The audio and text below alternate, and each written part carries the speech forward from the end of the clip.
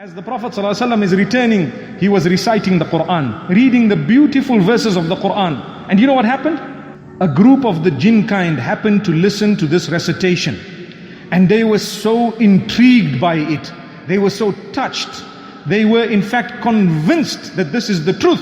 So much so that they believed in it. And they believed in the prophethood of Muhammad ﷺ. Verse number 29, Surah Al-Ahqaf, Allah makes mention of what they did when they heard the Quran.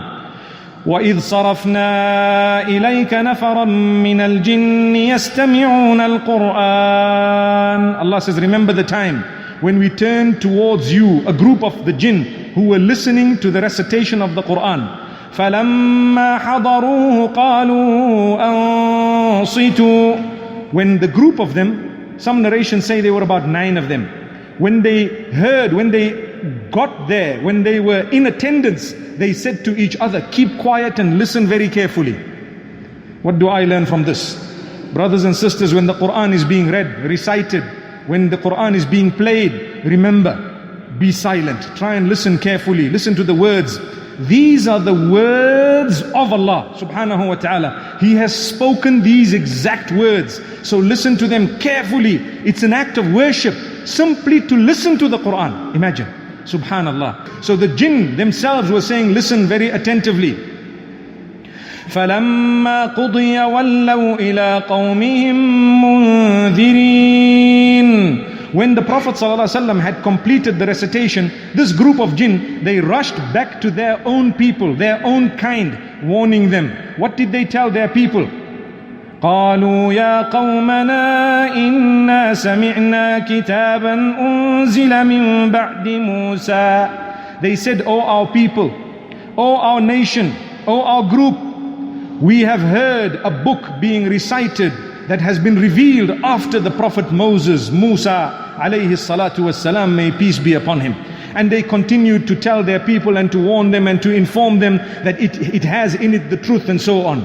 The point I learned from it, and the point I'm sure we would all learn from it, is when we listen to a good message, let us relay the message, at least to our family members, to our children, perhaps to our relatives, and to as many people as possible. Many of us are guilty of sitting in the masjid. Say for example on a Friday, we've heard a beautiful sermon. We go home and we're only worried about the food. It's Friday. Where's the rice? MashaAllah. May Allah forgive us. May Allah subhanahu wa ta'ala grant us ease. How many of us actually go home, sit with our family members and tell them, today I heard a very, very good sermon.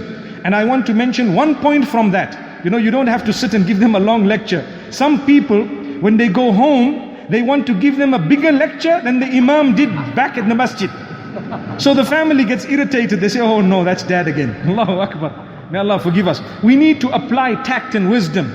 Give them one message, the core of what came through, or 2 or 3 messages, a good point. And remember, don't try and use the deen and the religion to your advantage alone. So you never talk to them.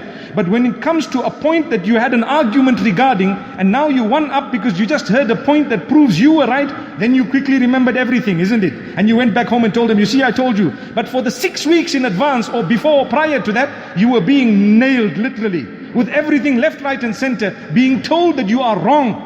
And you came back home like the imam didn't say anything. May Allah subhanahu wa ta'ala forgive us. This is the jinn. We are learning a lesson from the jinn. When they heard a good message, they immediately went back to their people and said, you know what? We heard a beautiful, powerful message.